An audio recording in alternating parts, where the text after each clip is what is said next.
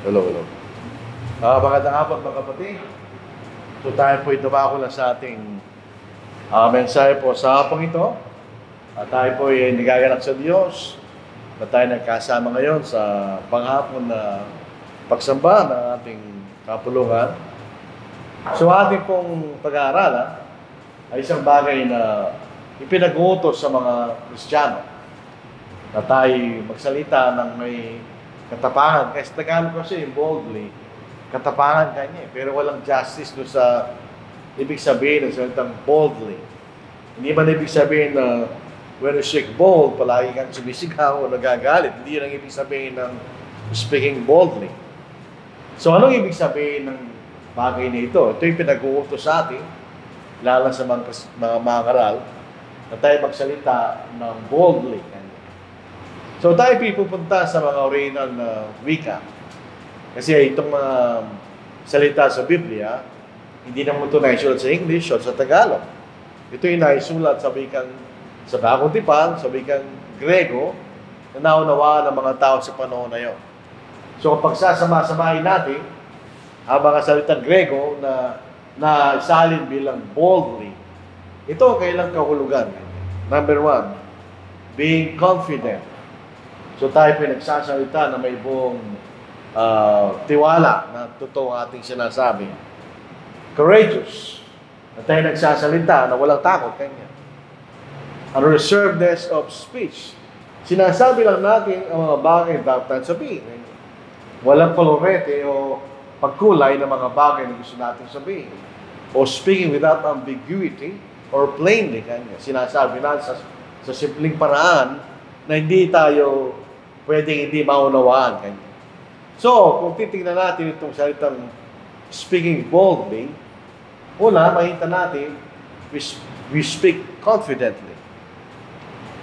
Plainly, without ambiguity, walang takot, and seriously. Yan ang ibig sabihin ng speaking boldly, kung ang pinag-uusapan natin na yung banal na salita.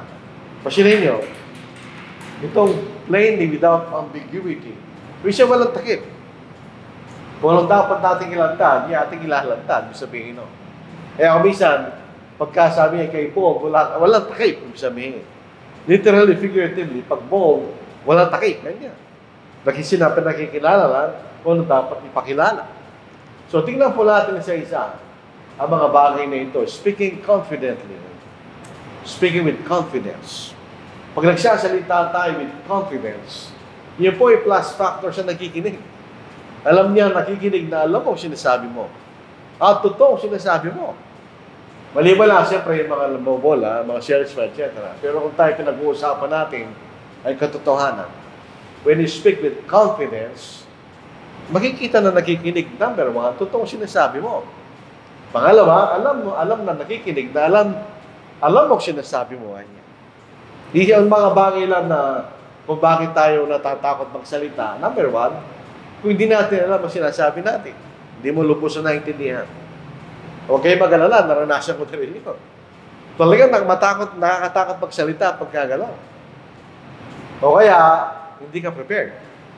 Talagang nakakatakot magsalita na hindi ka preparado. Speaking with confidence, bakit meron tayong confidence? Pag tayo nangangaral, ito yung isa sa kahulugan ng speaking boldly. Dahil ang ating confidence, hindi nagagalit sa ating kagalingan. Kahit gano'n pa kagalingan nagsasalita, kung di katotohanan sinasabi niya, walang kwenta yun. Ang ating confidence ay nagagaling sa ating pananampalataya sa Diyos. At anumang bagay na may kaugnayan sa Kanya. Sabi, kaya tayo nagsasalita with confidence. Actually, parang pare-pareho lang yan, parang synonym sila eh. Dahil alam natin, ang sa ating sinasabi, galing sa Diyos. At kilala natin kung sino ang ating sinasampalatayanan. In other words, kung kilala natin ang pinagagalingan ng ating sinasabi, at yun ay totoo, then you speak with confidence. Dito po sa 1 Timothy, chapter 1, verse 11. To which I was appointed a preacher, an apostle, and a teacher of the Gentiles. Ito, ginamit po itong tatlong salitang ito, pero actually, magkakahawig yan. Ito'y may kaugnayan sa pagtuturo ng katotohanan. For this reason, I also suffer these things. So maraming bagay na pinagdusahan ni Apostle Paul dahil ganun siya. Nevertheless, bakit meron siyang confidence na magpatuloy sa pangangarap? Despite na marami siyang naranasang mga bagay na pinagdudusahan niya o nagpapahirap sa kanya. Nevertheless, I am not ashamed. So when you speak with confidence, hindi ka nahihiya kung sinasabi mo. For I know whom I have believed, and I'm persuaded that He is able to keep what I have committed to Him until that day. Pag binabasa natin yan, parang hindi may iwasang kumantay. Kasi awit natin yan. Dahil kilala natin ang Diyos. Siya ating sinasampalatayanan. Sa Diyos, Kanya. At tayo ay buong pusong naniniwala na kapag tayo po ay naging tapat sa Diyos, yung Kanya pinapangako ay gagawin niya Kanya. Kaya kung yun na makikita nating mensahe ng galing sa Diyos, we can speak with confidence. Hindi katulad pagkatao lang nagsasabi sa iyo. Pwedeng hindi naman totoo sinasabi ng tao, pero ang Diyos hindi siya nagsisinungaling. Sabi nga, let God be true and every man a liar. Kanya. Lahat ng sinasabi ng Diyos ay totoo sapagkat si Diyos. Hindi nagsisinungaling ang Diyos. Kaya kung alam natin itong itinuturo natin ng galing sa Diyos, na ating sinasampalataya ng makapangyarang Diyos, at tayo po ay buong pusong naniniwala, dalawang bagay na ating pinagkatiwala sa Kanya, ay gagawin niya. We can speak with confidence. At pwede natin sabihin sa mga tao yun. Dahil tayo mo sa naniniwala tayo, na itong mensahe na ito magliligtas sa atin. Di ba? Kaya we speak with confidence. Kasi ang itinuturo natin ay ang Ebanghelyo. Sabihin, tignan niyo ang salita niya, Apostle Paul, for I am not ashamed. Palagi hindi sinasabi yun. Because he's confident. Hindi siya nahihiya Kanya. Pag tayo nahihiya, you're confident. Kaya kung mahihiyain kang tao, parang wala kang tiwala sa sarili mo. Pero hindi ka nahihiya doon sa mensahe. Bakit? For I am not ashamed of the gospel of Christ. Bakit? For it is the power of God to salvation for everyone who believes, for the Jew first and also for the Greek. Kaya naniniwala tayo ang Diyos, hindi nagsisinungaling. Totoong mensahe niya na ito'y tunay na magliligtas. For in it, the righteousness of God is revealed from faith to faith, as it is written, the just shall live by faith. Yung katwiran ng Diyos, hindi yung kanyang personal na katwiran. Yung mga bagay na katwirang tama na galing sa Diyos Kanya. Ito yung naipapahayag. Mula doon sa pananampalataya, ipinahayag upang tayo sumampalataya Kanya. Sapagkat ang lahat ay mabubuhay sa pamagitan ng pananampalataya. Kaya we can speak with confidence dahil naniniwala tayo na itong mensahe na ito ay nagliligtas. Ito ay tunay na nagliligtas sa kung sino mang sumampalataya, kahit sino. Sabi rito, to the Jew first and also for the Greek. Kahit sino na sumampalataya, anumang antas sa buhay, kung siya isasampalataya sa Ebanghelyo, siya maliligtas. Naniniwala ka doon, kaya I can speak with confidence sapagkat ay galing sa Diyos. Pagkita natin, ang ating pagsasalita with confidence, dahil tayo po may tamang pagkaunawa sa kalooban ng Diyos. Naunawaan natin ang kalooban ng Diyos. Sabi ko nga, kahit ano pang ginagawa natin, pag hindi natin ito lubos na naunawaan, hindi ka pwede magsalita with confidence. Meron kang reservation sa sinasabi mo. Pero sa salita ng Diyos, we have no reservation whatsoever. Dahil naunawaan natin ang kalooban ng Diyos na hindi nasasahal sa Kanyang salita, hindi nagagaling sa ating sariling kaisipan, kundi sa salita ng Diyos. Kaya kung tayo po ay Kristiyano, tayo mangaral man o Kristiyano, kailangan nating pag-aralan ang salita ng Diyos. Dahil dito natin nakikita ang kalooban ng Diyos. Hindi natin matatagpuan sa anumang lugar. Ito yung nasa salita lang ng Diyos.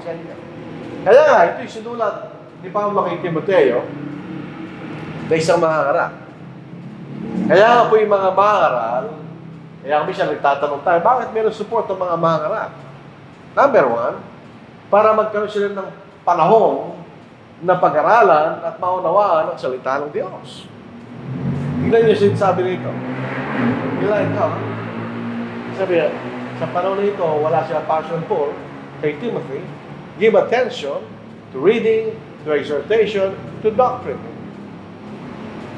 Hindi po ito nagkataon, itong kaisan na ito. Kailangan tayo magbasa, mag-aral, para may na tayo may pangaral at may maituro. Hindi tayo inspired by the Holy Spirit na automatic ang ating tuturo. Tapos na po yung panahon na yun.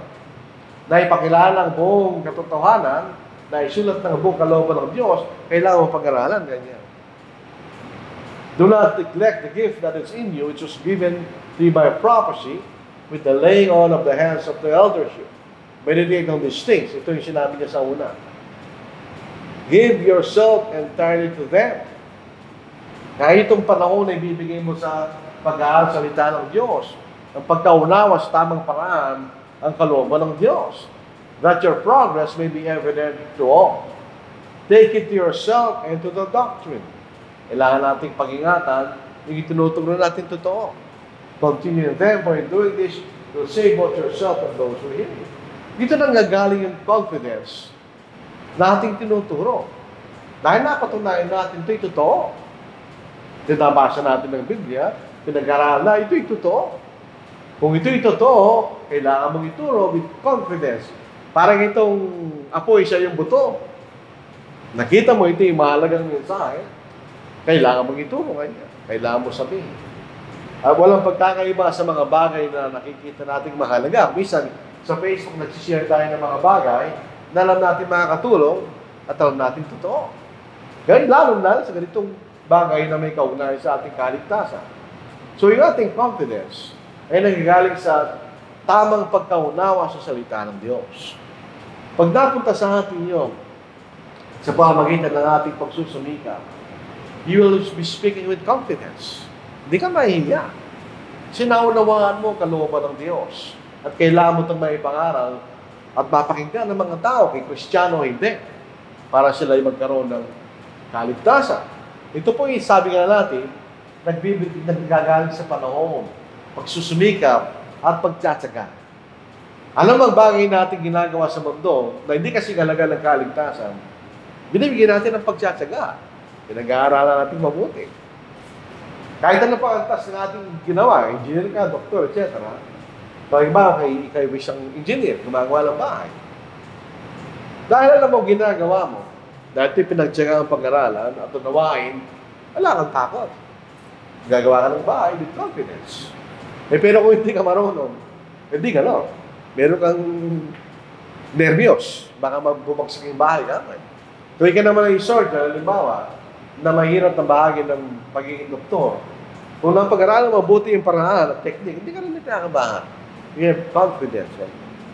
Dito po sa 2 Timothy chapter 2, verse 15. Be diligent to present yourself approved to God. So, kailangan tayong maging approved sa Diyos. Hindi yung dumarating automatically, kailangan nating pagtsagaan kanya. As a workman who doesn't need to be ashamed. Palagi nandoon yun. Hindi ka nahihiya. You have the confidence kanya. Accurately handling the word of truth. Tignan nyo. Accurately handling the word of truth. Dahil tamang ipagkaunawa, paano mong gamitin ang salita ng Diyos sa tamang paraan. Iyon po sa New American Standard Bible, 1995. Pero sa King James, yung lumang King James, ito lamang pong salin na ganito. Lahat ng revision na talatang ito, katulad ng NASB, pati New King James, ganun din. Study to show thyself approved unto God, a workman that needeth not to be ashamed, rightly dividing the word of truth. So itong rightly dividing the word of truth, King James lang yan. Palagi ganito yung sa ibang sa accurately handling the word of truth. Siguro ang ibig sabihin ng King James, ang Biblia ay mayroong natural na hati. Kailangan natin unawain ang Old Testament at New Testament para maunawa mo sa tamang paraan. Pero ang interesting dito kanya, be diligent. Study to show thyself. Kaya binibigyan natin ng diligence, panahon, ng pag-aralan, ang salita ng Diyos. Ito po ang maganda sa anumang ginagawa ng tao. Ika'y may excitement sa simula. Kung naman ang gusto mong gawin, may excitement yun. Yung excitement na yan napapalitan, habang tumatagal, habang naunawa mo, ginagawa mo. Hindi na excitement yun. Nakikita mo, naiintindihan mo na ang ginagawa kanya. Wala na excitement doon, pero meron ka ng confidence sa mga bagay na gagawin mo. So, ngayon din po sa salita ng Diyos. We speak confidence, yun yung aspekto ng pagiging bold sa ating pagtuturo. So, hindi ka nahihiya dahil alam mo kung ano sinasabi mo at naunawa mo kung ano sinasabi mo na ito salita ng Diyos. Pero hindi ito automatic, ito yung nagagawa ng paraan at panahon. At ang ating confidence, sabi ko nga kanina, hindi nanggagaling sa ating sarili. Galing mo magkagaling. Hindi na sinasabing speak with confidence. Ang dami mga tao napakagaling magsalita, pero wala namang katotohanan sinasabi nila. When you speak with confidence, dahil ito'y nanggagaling sa kapangyarihan ng Diyos.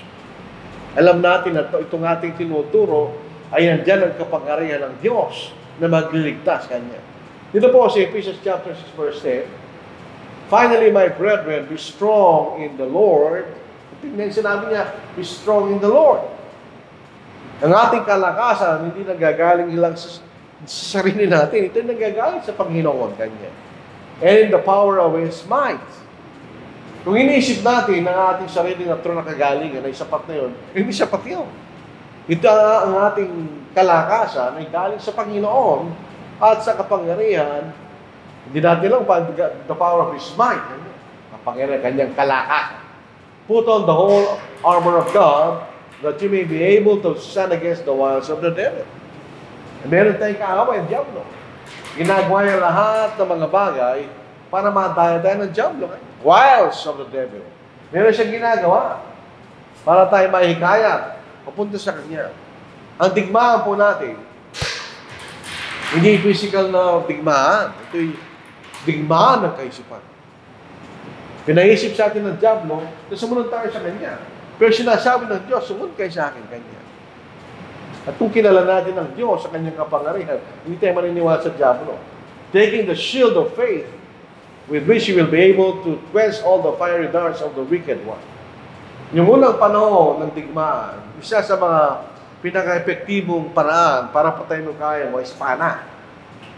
Yung pana. So, ang gagawin ng mga magkalaban, yung maraming pumapana, papana sila, walang direksyon nyo. Tatamaan yung kabila, tatamaan ng pana, sila yung mamatay. Pero ginagawa ng kabila, meron silang shield. Para kung tatama man yung pana, hindi tatama sa kanila. So, meron tayong shield. Ano yun? And take the helmet of salvation, depensa rin yan, and the sword of the Spirit, which is the Word of God. Ang panlaban natin yung salita ng Diyos. Yun ang kapangyarihan natin. Hindi sa ating sariling kapangyarihan, ito yung kapangyarihan ng Diyos. Kung sa ating sarili, huwag tayong galing magtiwala. Magtiwala tayong lubusan sa kapangyarihan ng Diyos na nasa Kanyang salita. Yan ang panlaban natin, laban sa Diablo. Upang hindi magwagi ang Diablo laban sa atin, upang makuha rin natin ang mga tao sa kalibutan na hindi kaya din ng Diablo kanya. Itang klaseng halimbawa na isang tao na umarap na taglay niya kapangyarihan ng Diyos ay si David. Ito po ay isang labanan na hindi normal. Ito pong larawan na ito, literal yan. Si Goliath, more or less 9 feet tall. 9 feet, no? Ako, 5'4" lang ako. Dodoblihan ko kung gano'ng kalaki si Goliath. Siyempre, malaki rin ang katawan, dodoblihan. Ganito kalaki si David, napakaliit lang niya. Kapag merong hindi parehas sa labanan, sasabihin ng tao, David and Goliath yan. Wala ang pag-asa yung maliit yan. Basketball, limbawa. Nalabahan natin ng USA na may NBA players. David and Goliath, sabi natin, wala tayong pag-asa dyan. In other words, kung physical laban na kalakasan ng pag-uusapan, walang kalaban laban si David. Ang laki na, no? Isa, gagawin lang niya, mamamatay si David eh. Bakit nagwagi si David? Hindi galing sa sarili niya, ito galing sa kapangyarihan ng Diyos. Ang pinagmamalaki ng Pilistino ay isang tao. Ang pinagmamalaki ni David ay ang Diyos. Sabi po natin. Then David said to the Philistine, "You come to me with a sword, with a spear, and with a javelin." Yun lang, pinagmamalaki mo kanya. But I come to you in the name of the Lord of hosts. Ibig sabihin niya, siyang Panginoon ng lahat. Sabi, kahit yung hinahawakan mo kanyang tabak na yan, Spirit Javelin, kaya ng Panginoon yan ganyan. The God of the armies of Israel, whom ye have defied. Sabi, natalo talaga yung Israel, natakot sila. Wala silang confidence. Dahil sa pagkakataon na ito si Saul ay nagkasala na. Natandaan natin ang mga Amalekites. Inalis siya ng Diyos ang Espiritu sa kanya. So si Saul ay wala ng confidence dahil wala ng Diyos sa kanya. Ang kanyang sundalo, ganoon din. Nakikita nila leader nila, walang confidence, ganoon din sila. Si David, pinatunayan niya, sila yung mali kanya. At sabi niya, this day the Lord, sabi niya, the Lord, kanya. Hindi wala sinasabi sa sarili niya. This day the Lord will deliver you to my hand, and I will strike you and take your head from you. And this day I will give the carcasses of the camp of the Philistines to the birds of the air and the wild beasts of the earth, that all the earth may know that there is a God in Israel. Isabihin, hindi nyo kaya ang Diyos. Kaya niya yung mga sundalo niya kanya, pero hindi nyo kaya ang Diyos kanya. At napatunayan David. So saan yung confidence si David? Sa Diyos. Dahil nagtitiwala siya sa buong kalakasan ng Diyos, hindi lang sa sarili niya. Kung doon lang po natin, meron siya confidence dahil sa kapangyarihan ng Diyos. Kaya nagkakaroon siya ng confidence sa sarili niya. Ito po sa Ephesians 6:18. Siya partial po. Siya po ay nakikipagdangaral, nakikipagdigmaan sa mga maling aral at sa sanglibutan. Ang kanyang sinasabi rito, praying always with all prayer and supplication to the Spirit, without being watchful to this end, with all perseverance and supplication for all the saints. Ibig sabihin, nananalangin si Pablo para sa mga banal na sila'y manatili. At ang kahilingan ng mga banal ay pagbigyan ng Diyos. Nakikita natin, ang panalangin ay nananalangin tayo dahil naniniwala tayo sa kapangyarihan ng Diyos. Others, ba't pa tayo mananalangin? Ibig sabihin, may nagagawang panalangin. At hindi lang sa mga lagat, pati sa kanya-kanya. And for me, that utterance may be given to me, that I may open my mouth boldly, to make known the mystery of the gospel, for which I am an ambassador in chains, that in it I may speak boldly as I ought to speak. Sa galing yung, saan galing yun? Nananalangin si Pablo na sana'y tulungan silang Diyos. Na mabigkas niya boldly sa nararapat niyang sabihin kanya. So, ang confidence ni Pablo ay galing sa Diyos at sinananalangin kanya para bigyan siya ng Diyos ng ganong confidence na may pangalan niya ang salita ng Diyos na walang takot. Ito po si A.W. Tozer, niresearch ko po ito, hindi siya Kristiyano. Siya po ay isang, I think, Methodist siya. Pero sabi niya, Christians should be the boldest people in the world. Dapat, dahil nasa atin nagtutuhanan. Tayo niligtas tayo ng Ebanghelyo. Pero, hindi cocky and sure of ourselves.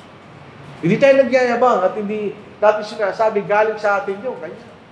But sure of Him. Ating confidence ay dahil sa Diyos kanya. Hindi nating sarili at pagmamayabang, hindi ganun ganyan. Ama sinasabi niya, we are confident dahil tayo naniniwala sa kapangyarihan ng Diyos.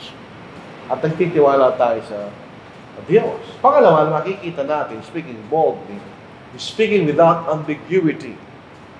Pag may nagsasalita sa your ambiguous, nag-ibig siya, hindi ko alam kung ano sinasabi mo. Ano pa talaga sinasabi mo? Hindi ko maintindihan kayo. Pag sinabing hindi ko maintindihan, you're being ambiguous. Hindi malinaw ang sinasabi mo. So when we speak boldly, tayo nagsasalita sa malinaw na paraan na hindi maaaring magkamali yung nakikinig sa atin. Yung naging sabihin ng being without ambiguity. Ibig sabihin, clear, maliwanag. Tayo nagtuturo ng katotohanan. Wala tayo ibang tinuturo kundi katotohanan. Dahil wala, hindi maaaring, hindi maunawaan yung nakikinig sa atin Ang tinuturo natin ay katotohanan. Bakit? Ito'y galing sa Diyos. Sa 1 Corinthians 4:13, and since we have the same spirit of faith, according to what is written, it is Old Testament, I believed, therefore I spoke. Ako'y sumasampalataya, kaya ako nagsalita. Saan ba galing ang pananampalataya? Ito'y galing sa salita ng Diyos. We also believe and therefore speak. In other words, ang sinasabi natin ay ang katotohanan, hindi tayo nagbabago doon. Kahit sino pang kausap natin, saan man tayo napupunta, yung pa rin natuturo mo, katotohanan, na yung pinaniniwalaan, kaya ka nagsasalita. Sabihin, hindi ka nagsasalita lang. Kayo nagsasalita dahil kayo naniniwala na yung sinasabi mo ay totoo. Ito'y galing sa Diyos. Ito ang katotohanan. Hindi pwedeng magkamali, nakikinig. Na hindi totoo sinasabi mo kayo. Sabi, hindi tayo katulad ng kameleon. Hindi ko alam kung sa Tagalog yung trebalak ba yun? Nagbabago ng balat. Na itong mga hayop na ito, mga creatures, nagbabago ng kulay. Ayon sa kailang paligid. Meron silang magic sa kailang balat na kailang mga parang naglalaro yung kailang pigment. Pagka nasa green sila, magiging green. Pag alugan nila yung brown, magiging brown sila. Tingnan ninyo. Ayun sura nila. Ayun. Ano yan? Trebalak? Parang hindi trebalak yan. Ano? Yan. Anong kulay niya? Nakakating siya sa may brown. Brown siya. Pag pumunta sa green yan, magiging green din siya. In other words, nag-a-adjust sa kanyang kapaligiran. Hindi tayo gano'n. May mga nagtuturo, may tinuturo niya, ang alam niyang gustong pakinggan, nakikinig. Hindi ang ating ginagawa. Kaya gusto pakinggan, kaya hindi gusto pakinggan, ang itinuturo natin, alin katotohanan? Dito sa 2 Timothy, chapter 4, in other words, hindi tayo, after na tayo masatisfied, na yung nakikinig, ay nasiyahan sa atin. Wala tayong pakialam doon. Ang itinuturo natin, ay ang katotohanan lang. The 2 Timothy, chapter 4, tingnan natin. Verse 2. Ipangaral mo ang salita, magsikap ka sa kapanahunan, at sa di kapanahunan, magtuwid ka, manaway ka, mangaral ka, na may buong pagtsatsaga at pagtuturo. Ano sabi niya? Ipangaral mo ang salita, magsikap ka sa kapanahunan, ibig sabihin, pag sa panahon na gusto mapakinggan ang salita mo kanya. Interesado din nakikinig. Mangaral ka kanya. Sa di kapanahunan, kung hindi sila interesado, mangaral ka pa rin. Ano ituturo mo? Totohanan. Maliwalag ituturo mo ang salita. Hindi ka nagbabago kung saan sino kausap mo o saan ka man napupunta. With great plainness of speech. Alam po ninyo mga kapatid, ang mga aral ng Ebanghelyo, kung ikaw kumpara natin sa mga ibang mga aral, mas magaling yung mga ito. Sa ilang sa kailang speech, etc. Magaling sila. Dahil wala sila ibang pagmamalaki, kundi yung paraan ng kailang pagsasalita. Tayo, hindi gano'n. Sabi nga po sa 2 Corinthians 4, verse 12, seeing then that we have such hope, kanya. Tayo may pag-asa ng kaligtasan, kanya. Ito ng ating pag-asa ng kaligtasan, yan ang gagaling sa salita ng Diyos. Kailangan natin itong may pakilala sa malinaw ng paraan. Para mapakinggan rin naman ang nakikinig at magkaroon din sila ng pagnanasa, magkaroon ng ganung pag-asa kanya. Ang sabi niya, Apostle Paul, we use great plainness of speech. So, hindi nagagaling sa kagalingan ng tao, kundi sa kasimpleng paraan na itinuturo natin ang totoo kanya. Ito, ibig sabihin, nasa atin ang salita ng kaligtasan. So, nasa atin ang pag-asa na yung mga tao nakikinig ay maliligtas. Kaya tayo nagsasalita sa paraan na yung mga tao maintindihan nila. Meron kaming teacher nasa college, siya pare. Sabi niya sa amin, kapag kayo nagsusulat kayo, at meron kang choice between sa salitang napakahaba at sa salitang mas maikli, kunin may maikli kanya. Kung meron kang choice between sa isang salita na napaka-complex Na meron din katulad na simpleng salita. Kunin mo yung simpleng salita kanya. Bakit kanya? Dahil ang interest natin ay maintindihan tayo ng nagbabasa o ng nakikinig kanya. Makita niya yung mensahe na sinasabi mo kanya. Yan ang importante sa komunikasyon kanya. Minsan, gumagamit tayo ng napakabigat na salita, ikaw lang nakakaintindi. Paano kayo nakikinig? Hindi ganun ang sinasabi ni Apostle Paul. We use great plainness of speech. Hindi lang plainness, great plainness of speech. Situate ng ating paraan ay naintindihan sa simpleng paraan. Yun ang sinasabi ni Apostle Paul. Sa Colossians 4 verse 3, ito, ginamit ko rin po yung NSAB 1995. Dalawa pong Biblia ginagamit actually. New King James at saka NSAB. Praying at the same time for us as well, that God will open up to us a door for the Word. Na mayroon makikinig ka sa salita ng Diyos. So that we may speak forth the mystery of Christ, for which I have also been in prison. So dahilan ba't siya nabilanggo? Dahil sa pangangaral niya, kanya. That I may speak it clear in the way I ought to speak. Sabi niya, doon sa paraan na sasabihin ko kanya, maging malinaw kanya. So, ibig sabihin, great plainness of speech. Pagka yan ay, yun ay speaking boldly. Tandaan natin, walang takip. Hindi natin tinatakpan. Binubuksan natin sa tao ang mga salita ng kaligtasan. At ang ating itinuturo ay katotohanan di ating sarili. Hindi po yun, Becky R. Sleeps. Nagkamali yung computer. Tingnan niya si Apostle Paul.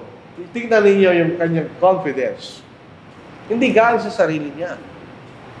Si Apostle Paul, sa 2 Corinthians chapter 10, sinasabihan siya ng mga taga-Korinto, sabi niya, sa kanyang sulat kanya, siya makapangyarihan kanya.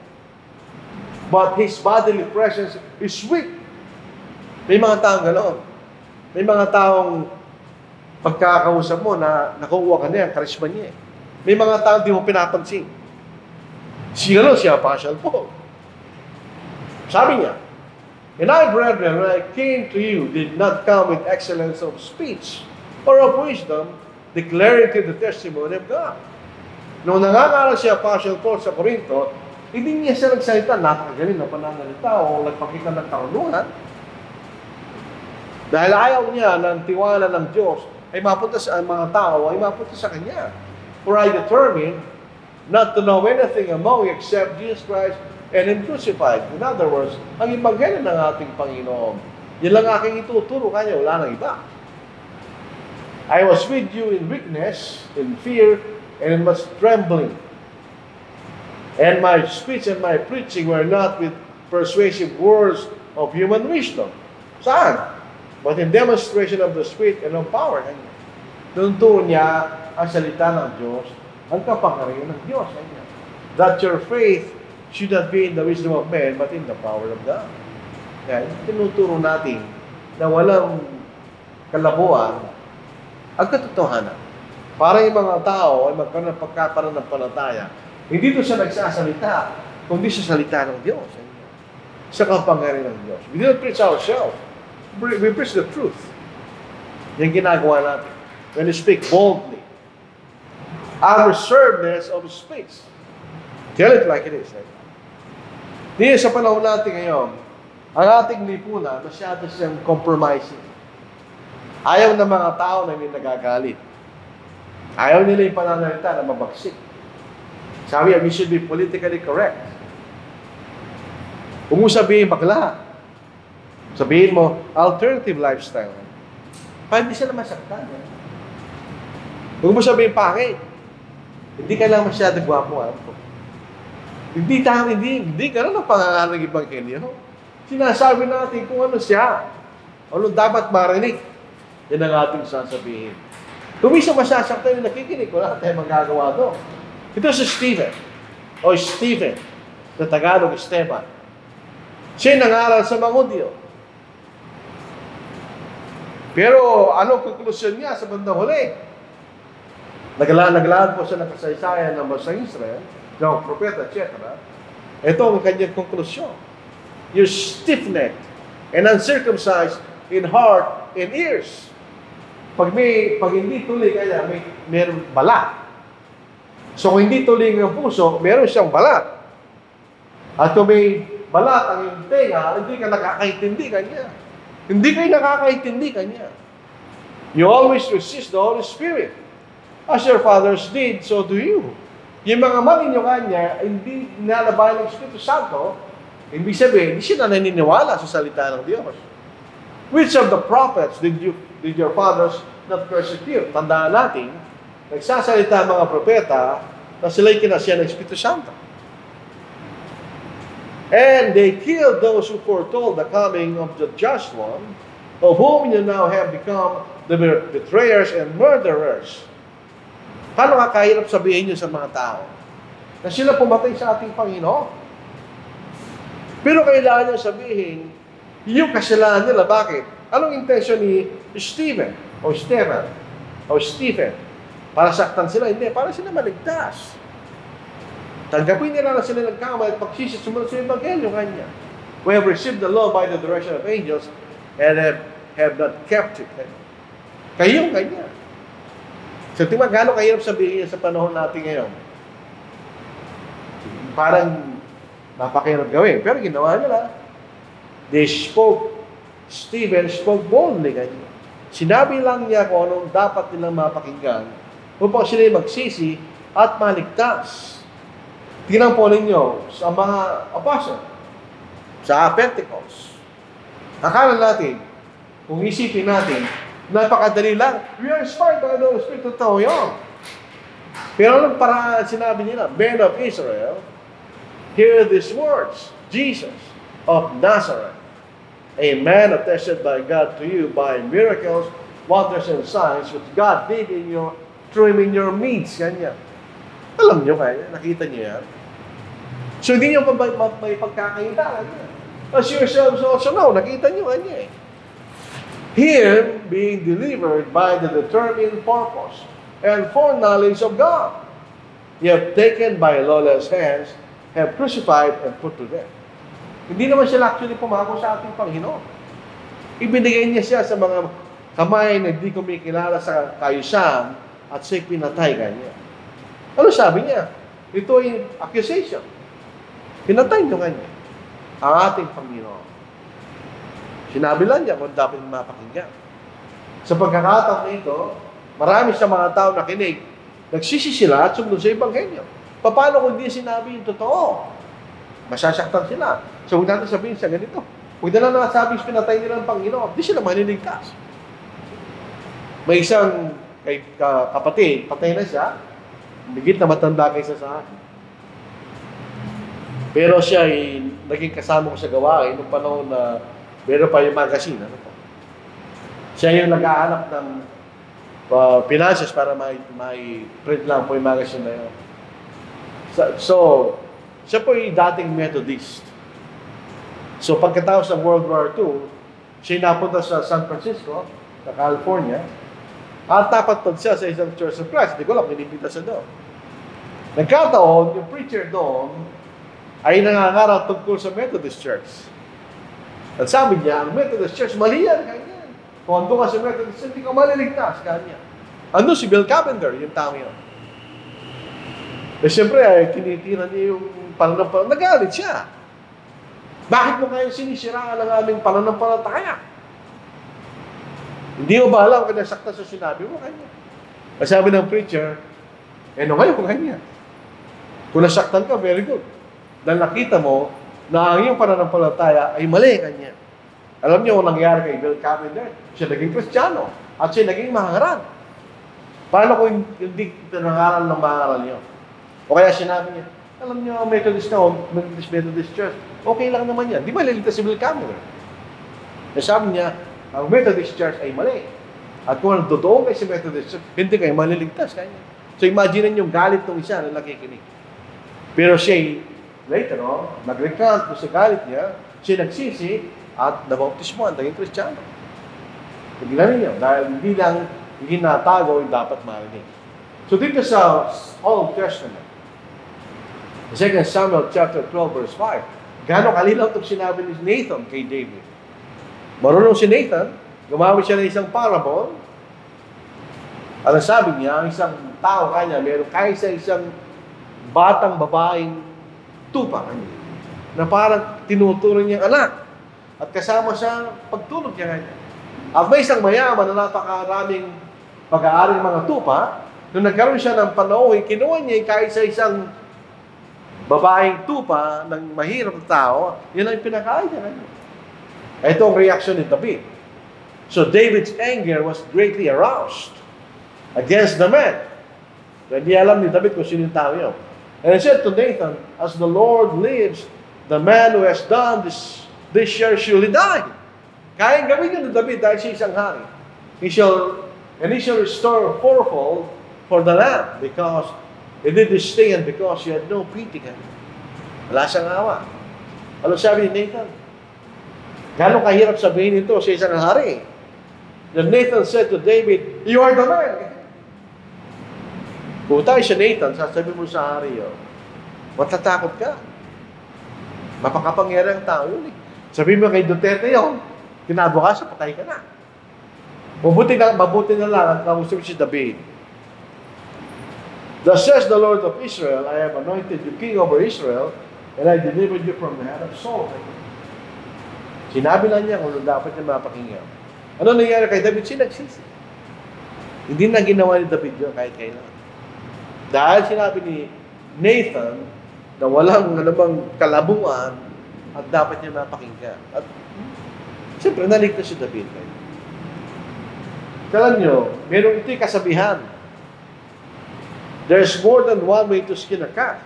Pwede mong dahan-dahanan, pwede mong hindi na mabilis, hindi mabagal, o mabilis. Sa palagay niya, hindi magagalit yung pusa. O wag kang magalit. Dadahan-dahan kung pagbakbak sa'yo, magagalit pa rin siya.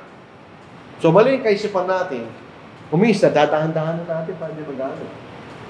Kumisan gano'n, pero kumisan hindi rin. Tulad ng halimbawa na sinabi natin, silabi lang nila kung anong dapat sabihin.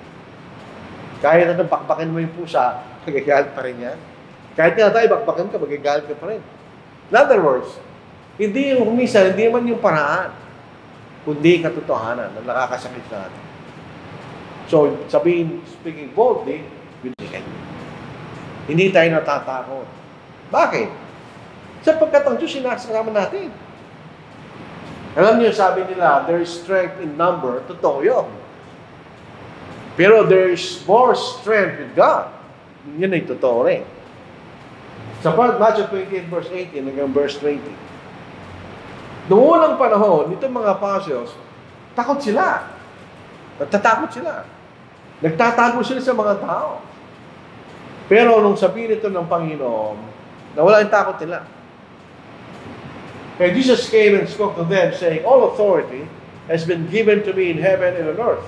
Go therefore and make disciples of all the nations, baptizing them in the name of the Father, and of the Son, and of the Holy Spirit, teaching them to observe all things that I have commanded you. Anong kasunod? Pag ginagawa niya yung kanya, tinuturo niya. Ano sinabi niya? And lo, I am with you always, even to the end of the age. Amen. So, hindi tayo matatakot kasama mo ang Diyos eh. Kasi bakit ka matatakot kasama mo makapangyarihan Diyos sa lahat? Kaya makita natin kung gaano katapang at confident yung mga apostles. Hindi sila natatakot. Kung tatanungin niya yung mga mangaral, hindi ka ba natatakot? Wala bang takot sa sarili pag nangaral ka? Meron. Hindi ka ba natatakot na yung consequence na ituturo mo ito? Natatakot ka. Tao lang yung mga mangaral. Pero yung overcome, dahil alam mo, Diyos ay isang mo ngayon. Hindi ka mababayaan ng Diyos. Kung ginagawa natin, kinangaral natin ng kalooban ng Diyos. So Romans chapter 8, verse 31. What then shall we say to these things? If God is for us, who can be against us? Temporarily, magtatagumpay sila sa mundong ito. Pero eventually, matatalo sila. Pagdating ng Panginoon. He who did not spare His own Son, but delivered Him up for us all, how shall He not with Him also freely give us all things? Kanya. Bakit tayo matatakot? Kasama natin ang Diyos. If God is for us, who can be against us? Di ba? So, hindi tayo matatakot. So, Deuteronomy 31, Alam ko, verse 25 yan. Ang sabi niya, papasok sila sa lupang ipinangako. At kailangan nilang labanan at patayin yung mga tao sa lugar na yun. Anong sabi ng Diyos, ni Moses? Be strong and of good courage. And do not fear, nor be afraid of them. For the Lord your God is the one who goes with you. He will not leave you nor forsake you. Nakapasok siya sa lupain ng Kanaan. Nakuha nila yung lupain na yun. Bakit? Kasama nilang Diyos. So bakit sila matatakot? Pero hindi ba sila natatakot? Oo. Kung hindi sila natatakot, hindi na kailangan sabihin ni Moises yan. Ba't kailangan niya sabihin yan? Nakikita ni Moises, alanganin sila, natatakot sila. Huwag kayong matakot ganyan. Kasama niyang Diyos. Yan ang sabi ni Moises. Kasama natin ang Diyos. Plus, chapter 5, verse 29, tingnan niyo. Itong mga apostles, sila'y nasa bingit ng kamatayan. But Peter and the other apostles answered and said, we ought to obey God rather than man. The God of our fathers raised up Jesus, whom he murdered by hanging on a tree. Gano'ng kahirap sabihin niyo? Him God has exalted to his right hand to be Prince and Savior, to give repentance to Israel and forgiveness of sins. And we are his witnesses to these things. And so also is the Holy Spirit, whom God has given to those who obey. Kasama namin ng Diyos. Kasama namin ng Espiritu Santo. Ay, hindi sila takot. Kaya pa sasabihin mo yan sa mga Hudyo noong panahon na yun na makapangyarihan, ay mahirap sabihin niya, hindi sila natatakot. Dahil kasama nilang Diyos. Kasama nilang Diyos. Despite the consequences.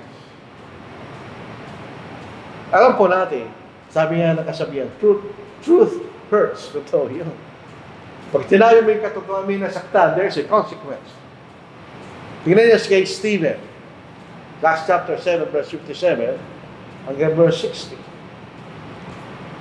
Sa mga isipin po natin si Stephen habang siya nagsasalita. Siya'y tao. Katulad natin. Meron ka ba yun? Pero siya nagsasalita dahil kailangan sabihin kung ano yung totoo. Then they cried out with a loud voice, stopped their ears, nasasaktan sila and ran at him with one accord. Sabay-sabay silang tangbo, papunta sa kanya. And they cast him out of the city and stoned him. Ito'y ayon sa kausa ni Moises. Kung hinapatulan ng kasala, dadali sa labas ng syudad at sa ibabaw din kasi mamatay. At meron mga saksi.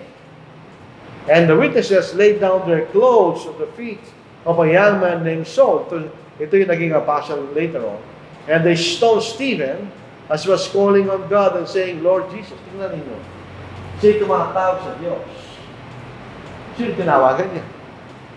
Ang Panginoon Jesus. Hindi sila naniniwala ng ating Panginoon Diyos. Receive my spirit. Then he knelt down and cried out with a loud voice, Lord, do not charge them with this sin. And when he had said this, he fell asleep. So siya'y namatay. Siya'y namatay dahil sa pangangaral niya ng katotohanan. There's a consequence. Kahit sa panahon natin kaya, meron pa rin. Pero kailangan nating ituro na walang takot ang katotohanan. Dahil ito ang dapat nating gawin. Si John the Baptist, bakit siya namatay? Tingnan niyo, bakit siya namatay? Sa Matthew chapter 14, verse 4, Herod had laid hold of John and bound him and put him in prison for the sake of Herodias, his brother Philip's wife. Because John had said to him, kay Herod, kasama niya ang asawa ng kanyang kapatid. Because John said to him, it is not lawful for you to have her. Bakit? Kasi asawa na may asawa niya. And although he wanted to put him to death, he feared the multitude because they counted him as a prophet. So hindi siya pinatay. But unfortunately, itong si Herodias ay may anak. Eh siyempre, galitin yan kay John the Baptist. But when Herod's birthday was celebrated, the daughter of Herodias danced before them and pleased Herod. Therefore he promised with an oath, to give her whatever she might ask. So she, having been prompted by her mother, said, give me John the Baptist's head here in a platter. And the king was sorry. Nevertheless, because of the oaths and because of those who sat with him, He commanded it to be given to her. So he sent and had John beheaded. Ba't siya pinutugutan ko? No. Dahil sinabi niya totoo. Hindi nararapat na kasama mo siya kanya. So say namatay. John the Baptist. Ganoon din ang ating Panginoon. Hindi siya natatakot sa bangod niya. Matthew chapter 15 po yan. When he had called the multitude to himself, he said to them, hear and understand. Not what goes into the mouth defiles a man, but what comes out of the mouth, this defiles a man. Bakit kayo kanya sinasabihin, hindi kayo nagugas ng kamay ka? Hindi yung pinapasok mo na kadumi, kundi lumalabas kanya. Then his disciples came and said to him, do you know that the Pharisees were offended when they heard this saying? Sabi ng Panginoon, actually, sabi ng Panginoon, wala akong pakialam. But he answered and said, every plant which my heavenly Father has not planted will be uprooted. Let them alone. They are blind leaders of the blind. And if the blind leads the blind, both will fall into a ditch. Kaya babayaan mo sila kanya. Sinabi ng Panginoon, dapat na mapakinig siya natatakot. E siyempre, sa ating Panginoon, siya natatakot. Sinabi yung totoo sa kanila. At ang pagkatakot, ang susi sa impyerno. Tandaan natin, kung tayo po yung nasa literal na digmaan, so kailangan bumaril sa kaaway, at ikay tumakbo, disyerte ng tao sa'yo. Papatayin ka. Pag sa court martial, papatayin ka nila. Karawagan yun eh. Pag ikay sundalo nervyos, hindi ka rin gusto. Dahil kay sundalo, kailangan matapag ka. Di ba? Kahit tanongin natin, di ba sundalo kinakabahan? Kinakabahan sila. Tao rin yung mga yun eh. Pero hindi sila natatakot bumaril. Dahil kailangan nilang bumaril, patayin ka away. Sa Revelation chapter 21 verse, anong nauulat dyan? Ang sabi niya, but the cowardly, unbelieving, abominable, murderers, sexually immoral, sorcerer, idolaters, and all liars shall have their part in the lake which burns with fire and brimstone, which is the second death. Ba't tao na yun? Sino yung cowardly? Sabi ko nga, si Brother Rose, si Jill, takot sa dugo. Hindi siya yung nag-uusapan diyan. Malilitas ka pa rin kahit takot sa dugo. Ako takot ako sa gamba, malilitas pa rin ako. Hindi lang coward na sinasabi niya. Ang coward, ito yung hindi tinitindigan ng totoo. Ito yung tao lang yung totoo, pwede siya susunod. Dahil sa takot niya sa mga tao ngayon. That's coward. Yun ang mga dog. Hindi sila maliligtas. So kung tayo ay hindi makapagsalita na may katapangan, ikay duwag, ikay hindi maliligtas, kanya. Ikay pupunta sa impyerno. Yun naman sinasabi ng panlaksulata. Tayo hindi nagsasalita na may katapangan, may pakita kung ano yung mali. Alam nyo, hindi naman madali na ituro mo sa mga tao na sila yung mali, hindi madaling gawin yun.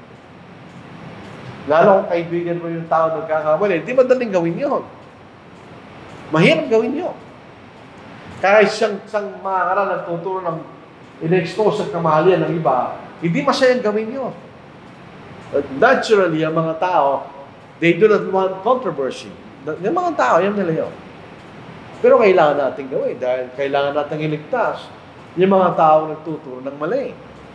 Sa 2 Timothy chapter 2 verse 16, verse 18, but shun profane and idle babblings. Walang kakwenta-kwentang usapan.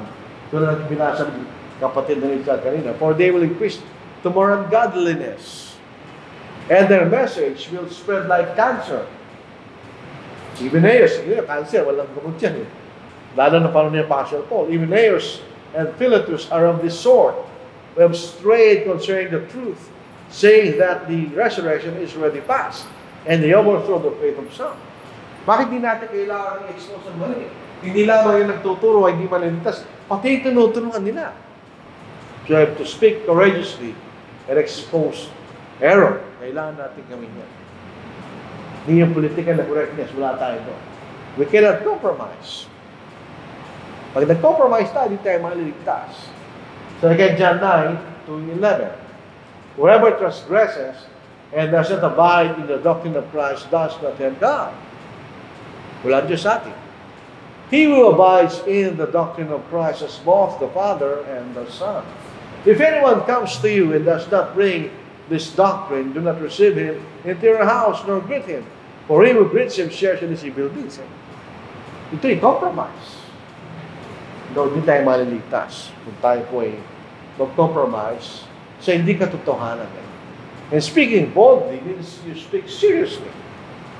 Maraming mga nagpapatawa lang sila eh. Hindi pagpapatawa ang pangangalan ng salita ng Diyos. It's a serious business. Dahil you have to save the souls of men. Ito ang piniling parangan ng Diyos. For since in the wisdom of God, the world through wisdom did not know God, it pleased God through the foolishness of the message preached to save those who believe. For Jews request a sign, and Greeks seek after wisdom. But they preach Christ crucified. To the Jews stumbling block, and to the Greeks foolishness. Di nila maintindihan, ba't kailangan mamatay ang tao para maligtas. Pero ito ang pinili ng Diyos. Kaya, kailangan natin yung pangaral, boldly, seriously, para maligtas yung mga tao. Para maipagtanggol din ang katotohanan. Hindi tayo pinababayaan natin na baliwalain ng iba ang katotohanan. So 1 Timothy chapter 6, verse 20, O Timothy, guard what was committed to your trust. Kasama na doon ang katotohanan. Avoiding profane and idle babblings and contradictions of what is falsely called knowledge, sa ibang salin, science, by professing it, dapat may kamadihan. Some have strayed concerning the faith. Grace be with you. Amen. So you have to defend the truth. Laban sa mga kamalian na narinig natin. So, bakwakas. It is a command of God for us to speak boldly. Ito sa Diyos yun. Wala tayong magagawa. Kung sinabi ng Diyos, kailangan natin gawin, kailangan natin gawin. Tayo ang sundalo ng Panginoon at siya yung maasa sa atin. Siya yung general eh. Ang general, din nakikipagbarin lang yan. Nandun lang sa headquarters. Nagbibigay lang siya ng instruction sa kanya mga sundalo. Kailangan tayo maging matapang. Ipakilala natin kung ano yung katotohanan para magugay ang Panginoon laban sa mga kaaway ng Diyos. Pangatlo, kailangan malaman ng... Meron bang letter S na wala? Ano ba yung tamang... People need to know the truth para mas magandang pakinggan niyo. Kailangan na mapakinggan ng katotohanan. At ang mga Kristiyano noong unang panahon, namatay dahil sa pagtatagol sa katotohanan. Nakita natin yan sa Biblia. Paano tayo? So, kailangan natin ipangaral boldly ang katotohanan ng Diyos. Hindi lang basta sumisigabi, hindi gano'n. Yung sinabi natin kanina, yun ang pangaral ng boldly. Bilang Pangulo. Nakuha ito sa Facebook eh. The only thing necessary for the triumph of evil, para magtagumpay ang kasamaan, is for good men to do nothing. Totoo yan, di ba? Totoo yan. Sir, to do something, we have to preach boldly. So ito po ang ating mensahe sa hapang ito, mga kapatid.